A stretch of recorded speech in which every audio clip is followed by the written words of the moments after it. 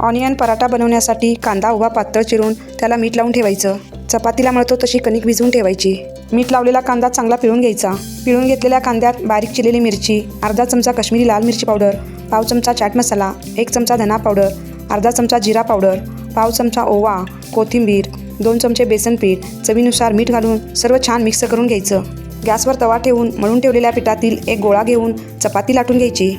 अशाच पद्धतीने दुसरीसुद्धा चपाती लाटून घ्यायची।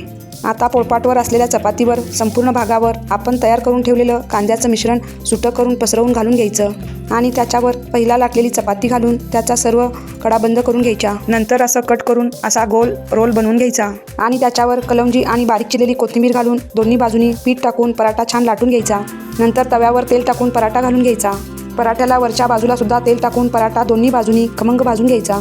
शेवटी चॅनलला सबस्क्राईब करायला विसरू नका। तयार झाला आहे मस्त टेस्टी ऑनियन पराठा।